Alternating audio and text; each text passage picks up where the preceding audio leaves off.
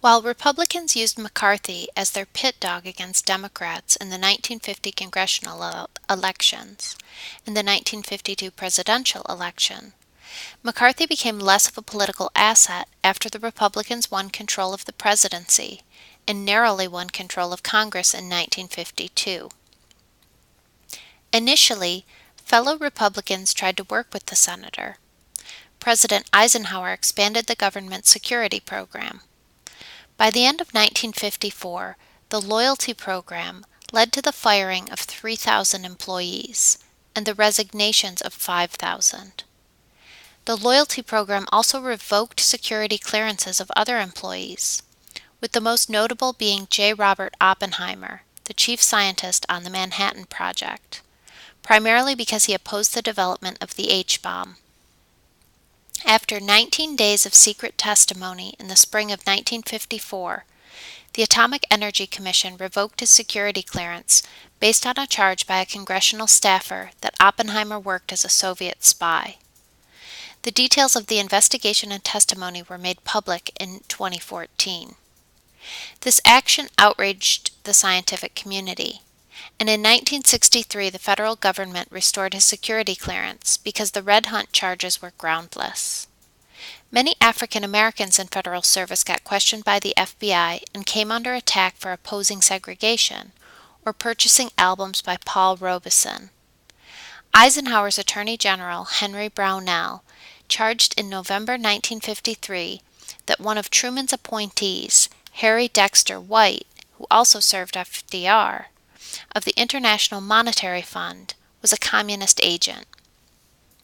House Un-American Activities Commission demanded that the former President Truman appear before the committee to answer the charge that he appointed communists to the government offices. But Truman politely told the House Un-American Activities Commission chair to go to hell. Truman appeared to be one of the few Americans who could successfully resist orders to appear before the commission. The most celebrated real spy case reached conclusion during the mid-1950s. In 1950, the British arrested Klaus Fuchs, an émigré German scientist who worked at Los Alamos, on the charge of spying for the USSR.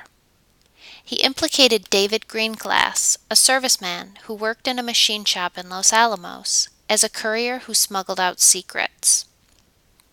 Greenglass, who died in July 2014, implicated his sister and brother-in-law, Ethel and Julius Rosenberg, in part to protect his wife Ruth, who played a minor role in the spying case. The Greenglasses and Rosenbergs were arrested in 1950. In testimony in federal court in 1951, Greenglass, supported by his wife, shifted most of the responsibility to the Rosenbergs. The federal government did not prosecute Mrs. Greenglass, and David Greenglass spent 9 years in jail. A co-defendant, Morton Sobel, who later admitted his guilt, spent 18 years in jail for espionage. A jury found the Rosenbergs guilty of spying. The federal prosecutor demanded the death penalty. Although federal officials thought that Ethel had played a minor role, they wanted to use her conviction to force Julius to provide names, but he never did. Both were executed at Sing Sing on June 19, 1953, the only Americans executed for spying for the USSR during the Cold War. Since the fall of the USSR, evidence came out supporting the charges against Julius, but left open the guilt of Ethel. Their sons have repeatedly tried to clear the names of their parents, most recently in the New York Times op-ed piece Exonerate Ethel Rosenberg on August 10, 2015. Meanwhile, Senator Joe McCarthy charged that communists had infiltrated the Protestant ministry in the United States, and communist publications could be found in the USIA, United States Information Agency libraries. McCarthy sent agents to Europe to purge USIA libraries of suspected communist material. Initially, President Eisenhower did not comment on McCarthy's continued search for communists in government. But when Senator McCarthy took on the military, charging several high-ranking officers of covering up for communists in the Army and Air Force, the president had enough. These accusations by McCarthy coincided with Edward R. Murrow's decision to confront McCarthy in a series of 3 broadcasts in late 1953 and early 1954. Secretary of the Army Robert Stevens tried to unofficially negotiate with the senator, but Stevens failed. This escalated into the April-May 1954 television circus, the Army-McCarthy hearings.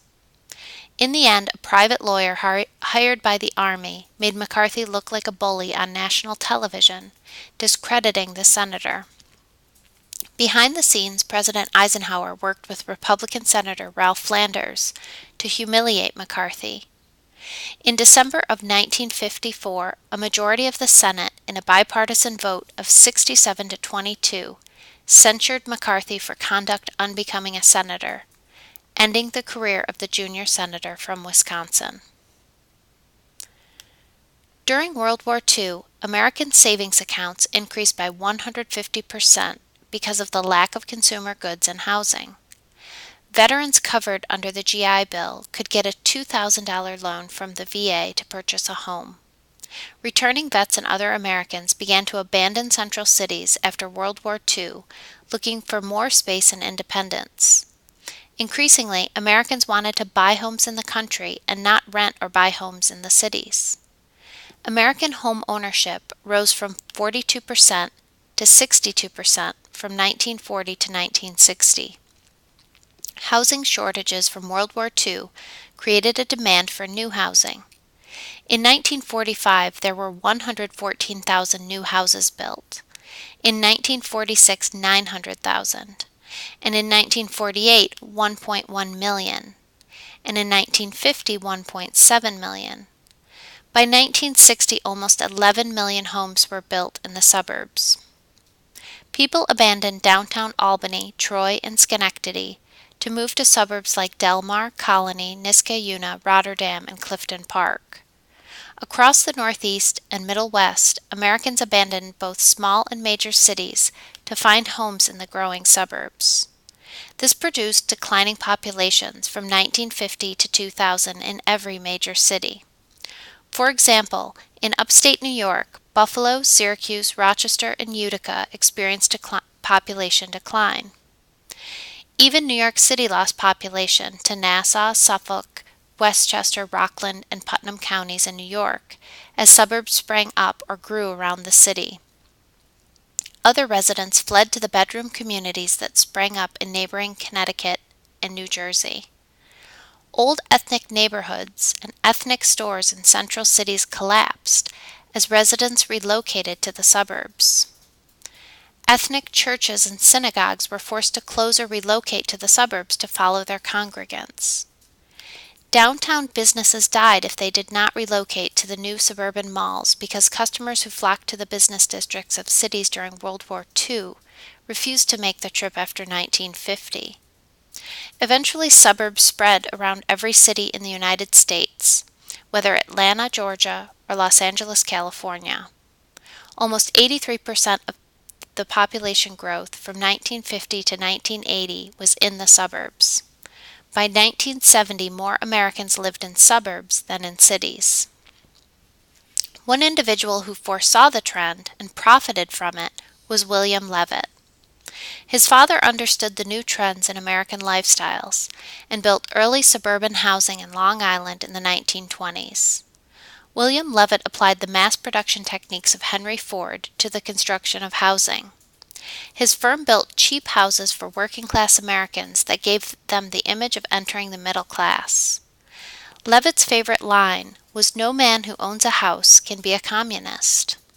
He created his most successful housing project in 1946 in Levittown in Hempstead, Long Island. Buyers had a choice of the basic Cape Cod-style house for $8,000 or the ranch for $9,500. These mass-produced houses required the elimination of basements, and they were built on slab foundations, but his crews could build 180 houses a week. Levittown had 17,000 houses and 80,000 residents. Home buyers were pleased with the sturdy homes and cheap housing only 20 miles from New York City. Initially, Levitt sold only to veterans, and he restricted his sales, not selling his own homes to African Americans or Jews or Asians. The Supreme Court put a limit to this by forbidding restrictive covenants in 1948 that barred housing contracts that discriminated based on race, religion, or ethnicity. Exclusive suburbs like Darien, Connecticut, would have to admit Jews, and Mr. Levitt would eventually have to sell to African Americans. The proliferation of suburbs in post-war America led social critic Lewis Mumford to describe suburbs as bland houses populated by bland people. While totally true, suburbia represented the aspirations of millions of Americans in the 1950s.